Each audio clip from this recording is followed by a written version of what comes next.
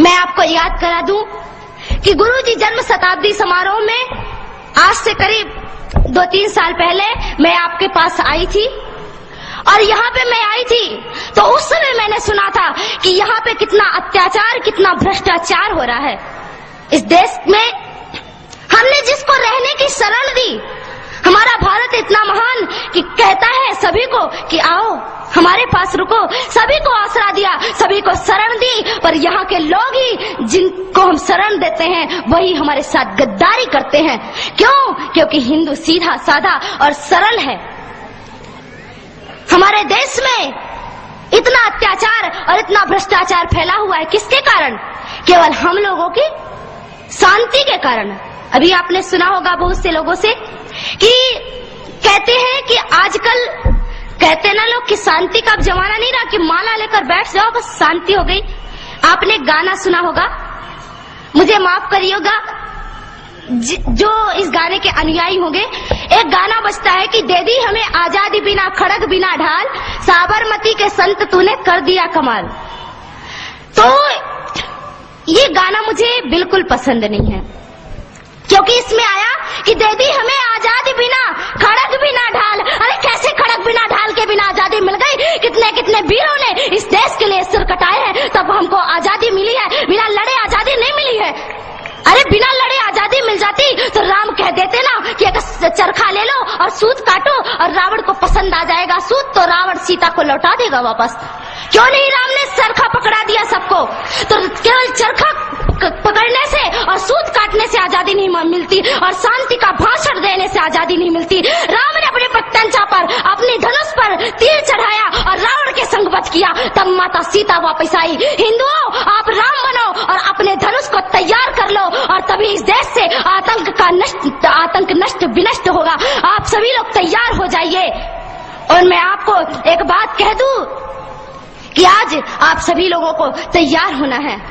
जब इस देश में 26 जनवरी को स्वतंत्रता का संग्राम मनाया जा रहा था, आजादी का संग्राम मनाया जा रहा था, चारों ओर खुशियां ही खुशियां थी, तब कश्मीर की केसर की क्यारियों में बारूदी सुरंगें फोड़ी जा रही थी। भाड़े से आए हुए कितने आतंकवादियों ने पता नहीं कितने निरपराध आदमियों को, कितने मासूमों की हत्या कर दी।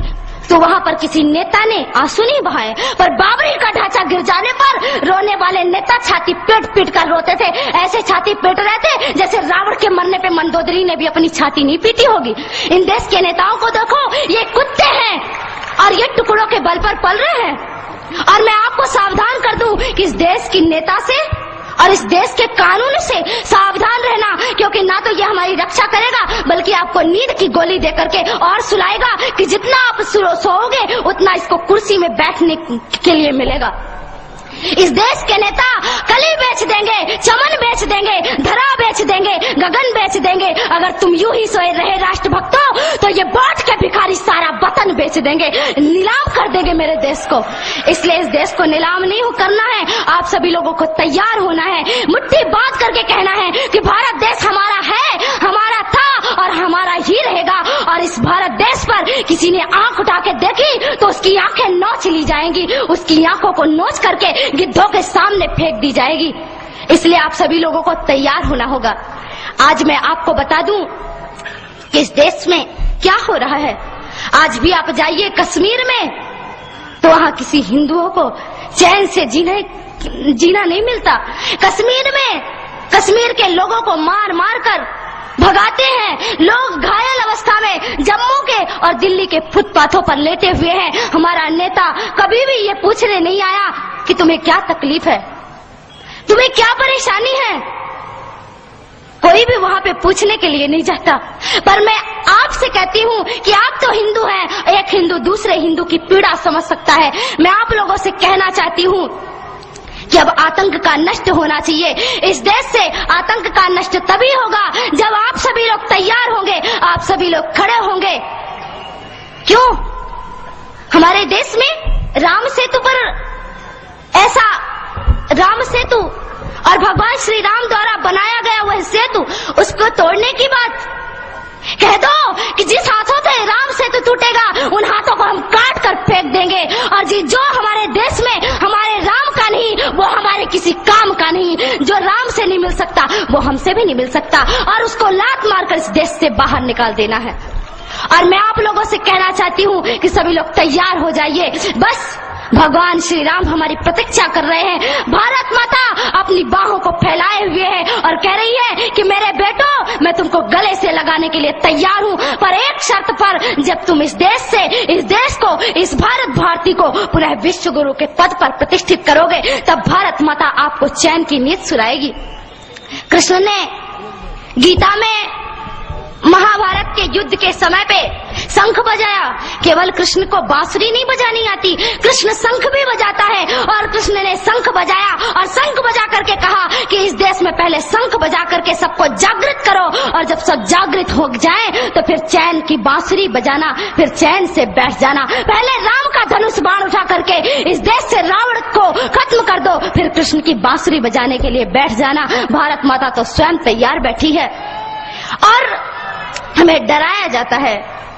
दूसरी बात, अभी मैंने आपको कहा कि कुछ तो भय में लोग संप्रदाय जातियों को बदल देते हैं और कुछ लोग डर के मारे। तो आप बता दो, आप कौन हो? अरे शेर कौन होता है? जंगल का राजा होता है ना। और शेर को किससे भय होता है? अरे आप शेर है, शेर को किसी से डर नहीं होता। बता दो उन मुल्लों को, पाकिस्तानियों को कि हम डरते नहीं अणुबम्बों से, विस्फोटक जलपोतों से, हम डरते हैं ताशकंद शिमला जैसे समझौतों से। सियार भेड़िए से डर सकती सिंगों की औलाद नहीं, भरतवंश के इस पानी की है तुमको पहचान नहीं। आइटम बम बना करके तुम किस्मत पर फूल गए, 65, 71 और 99 के युद्धों को शायद भूल गए। तुम याद करो, अब्दुल हमीद ने पैटर्न टैंक जला डाला, हिंदुस्तानी नेटो ने अमरीकी जेट जला डाला।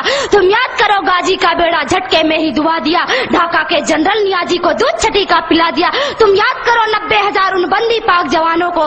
तुम याद करो शिमला समझौता, इंदिरा के एहसानों को। पाकिस्तान ये कान खोल कर सुन ले कि अब की जंग छिड़ी तो सुन ले, नाम निशान नहीं होगा, कश्मीर तो होगा लेकिन पाकिस्तान नहीं होगा।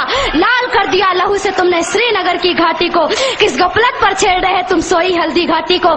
जहर पिलाकर मजहब का इन कश्मीरी परवानों को, भय और लालच दिखलाकर तुम भेज रहे नादानों को। खुले प्रशिक्षण, खुले शस्त्र है, खुली हुई शैतानी है, सारी दुनिया जान चुकी ये हरकत पाकिस्तानी है। बहुत हो चुकी मक्कारी, बस बहुत हो चुका हस्तक्षेप, समझा दो उनको वरना भभक उठेगा पूरा देश। देश अगर हो गया खड़ा तो त्राहि त्राहि मच जाएगी, पाकिस्तान के हर कोने में महाप्रलय आ जाएगी। क्या होगा अंजाम तुम्हें इसका अनुमान नहीं होगा। कश्मीर तो होगा लेकिन पाकिस्तान नहीं होगा।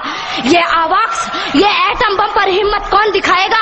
इन्हें चलाने को क्या बोले बाप तुम्हारा आएगा। अब की चिंता मत कर, चेहरे का खोल बदल देंगे। इतिहास की क्या हस्ती है, पूरा भूगोल बदल देंगे। धारा हर मोड़ बदल कर लाहौर से गुजरेगी गंगा, इस्लामाबाद की छाती पर लहराएगा भारत का झंडा। रावलपिंडी और कराची तक सब कुछ गारत हो जाएगा, सिंधु नदी के आर पार पूरा भारत हो जाएगा। फिर सदियों सदियों तक जिन्ना जैसा शैतान नहीं होगा। कश्मीर तो होगा लेकिन, कश्मीर तो होगा लेकिन अगर आप ऐसा ही बोलते रहे तो एक दिन मैं सच कहती हूँ कि पाकिस्तान का नामो निशान नहीं रहेगा। इसलिए मेरे देश के बंधुओं, मेरे देश के भाइयों, खड़े हो जाइए, अब खड़े होने का वक्त है। अरे क्या भूल गए कि आपके छिंदवाड़ा पे माता जगदम्बा के ऊपर मांस के टुकड़े फेंके गए और आप चुपचाप बैठे रहे? आपको चुप नहीं बैठना है, आपको तो उनसे टक्कर लेना है कि अरे तुम अगर मुझे ईंट से, तुम अगर पत्थर से मारोगे तो तुम्हारा जवाब मैं लोहे से दूंगा, और हम लोहे हैं, सिंहों की औलाद किसी से डरती नहीं है। इसलिए आज आपको खड़े होने का समय है। इस देश में कानून बनाया गया, कहते हैं कि राम मंदिर का मामला अभी तक नहीं सुलझा। राम जी का मंदिर क्यों नहीं बन रहा है? क्यों नहीं बन रहा है प्रभु श्री राम जी का मंदिर? कुछ समय पहले की बात थी, कहा गया कि कोर्ट जो निर्णय करेगी वही होगा। अरे मैं आपसे पूछती हूँ कि क्या राम मंदिर और राम सेतु का निर्णय कोर्ट करेगी, अदालत करेगी, या हमारे देश के हिंदुओं की श्रद्धा या कि विश्वास निर्णय करेगा? आप बताइए क्या निर्णय करेगा? आपका विश्वास निर्णय करेगा तो आप अपने विश्वास से निर्णय करिए। अरे इन नेताओं को और इन पुलिस वालों को छोड़ दीजिए, आप अपने से जाइए और एक एक ईंट लेकर अगर हिंदुस्तान का एक एक आदमी एक एक ईंट लेकर गया तो मैं कहती हूँ कि राघवेंद्र सरकार का मंदिर कोई और नहीं बल्कि आप बनाएंगे और केवल आपको केवल जाने की आवश्यकता है। प्रभु श्री राम का मंदिर आप बनाइए।